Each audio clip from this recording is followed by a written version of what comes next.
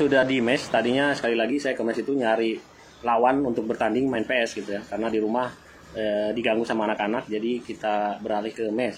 Kemudian ketemu sama kawan kita yang sudah ngambil ijazah 2, ijazahnya udah keluar ya, ijazahnya sudah keluar, kemudian sekarang sudah apply dan siap berangkat, sudah medical.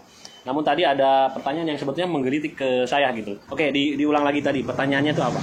Tadi pertanyaannya Ada temen dulu kita datang satunya. Nah, nanti kita ada narasumber baru nih. Oke, dari pertanyaannya tuh masalah kenapa ditahan ya nilainya itu. Kenapa ditahan dokumen kita, sedangkan untuk keberangkatan itu masih belum tentu atau masih lama gitu. Ditahan, dokumennya apa aja? Ya, Paspor, buku pelaut. Ya udah. Nah, 2 barang itu meskipun cuma ya memang 2 barang itu, yang lain kalau nggak ada itu juga jadi nggak berguna ya kan. Misalnya ijazah nggak di, tapi saya nggak nahan ijazah ya, memang buat apa, yang penting ya dokumen travelnya ya kan. Jadi pertanyaannya kenapa gitu ya? Iya, kenapa? Nah, kenapa? Nah, diantaranya begini ya, pengalaman saya. Sebetulnya pertama kita harus bersyukur dulu. Intinya apapun harus alhamdulillah dulu ya. Alhamdulillah artinya CV atau dokumen ditahan itu artinya kita itu memang lagi diberi kesempatan untuk di-apply-kan gitu ya, atau istilahnya apa ya, lagi dicari incahan lah gitu. Karena agen mungkin sudah melihat potensi CV kamu, potensi dari skill kamu, mungkin lewat tes dulu nggak sebelum ditahan? Karena mungkin saya memang Pertama dari situ ya. Jadi potensi kamu sudah kelihatan, CV-nya mungkin udah ada pengalaman, jadi ya jelas ditahan untuk bisa di-apply-kan gitu. Karena agen mungkin menganggap ini, wah ini gampang nih, cocok nih. Saya punya klien-klien kapal-kapal yang sesuai dengan CV-nya kamu misalnya, makanya ditahan gitu.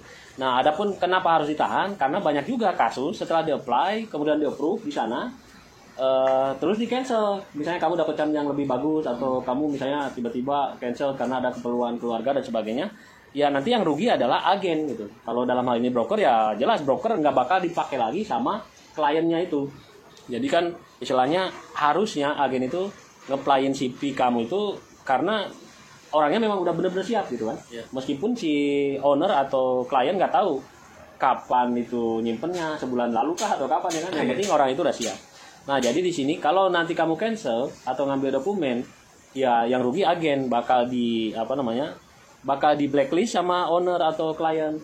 Kemudian agen ini kan cari duitnya itu dari nge-apply CV kamu. Nah, agen udah tahu nih potensi CV kamu tuh bagus gitu. Makanya tadi saya bilang dari awal harus alhamdulillah dulu kan. Nah, berarti kamu itu bagus, makanya istilahnya disimpan atau ditahan.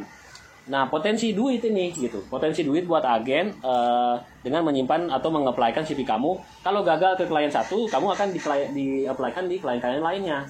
Karena ya itu potensi tadi gitu. Kalau perlu saya lebih jelaskan, kenapa ditahan? Jadi posisinya nge-apply itu begini. Agen itu punya satu klien. Sedangkan klien ini biasanya punya beberapa agen. Jadi misalnya ada 5 agen di Jakarta. 5 agen ini ngirim CV kandidat ke satu klien. Jadi ketika makanya CV kamu disimpan, dokumennya ditahan. Karena dia pikir ini potensi bagus, akan bersaing dengan 5 agen ini. Dan 5 agen ini nggak mungkin cuma ngirim satu CV. Bisa jadi itu mereka ngirim beberapa CV. Misalnya 5 dari satu agen. Berarti kan 5 kali 5, 25 CV kandidat dikirim ke agen ini. Dengan harapan CV kamu ditahan itu, dengan harapan kamu nggak apply ke CV yang nomor 2, 3, 4 yang lainnya. Karena mereka pun merasa potensi kamu nanti disimpan juga sama mereka. Gitu. Jadi nih, taruhlah sekarang udah ada 25 ya, dia apply ke klien atau owner lah istilahnya. Nanti owner pilih 25 ini. Pilih misalnya CV kamu yang terpilih, tinggal ngomongin agen, oke, orang ini siapkan untuk berangkat, siapkan untuk medical dan sebagainya misalnya kan. Nah, makanya ditahan supaya untuk mengisi waktu itu nge-apply. Nanti mungkin 1 minggu baru ada jawaban. Ya kan, setelah ada jawaban, karena sekali lagi potensi CV kamu bagus, udah ada jawaban di sana. Dari 25 kan udah dipilih 1. Terus CV kamu kok misalnya kamu nggak di-approve misalnya ya, nggak terpilih dari 25 ini. Tapi kok masih ditahan kan gitu ya. Tadi ada sempat pertanyaan gitu. Ya karena sekali lagi CV kamu berpotensi gitu. Jadi setelah nggak di-approve, dia nunggu di-apply-kan lagi ke klien yang lain yang butuh. Jadi terus aja.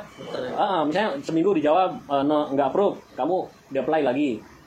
Nanti nggak di-approve, di-apply lagi karena potensi menurut agen, pandangan agen ini udah bagus gitu.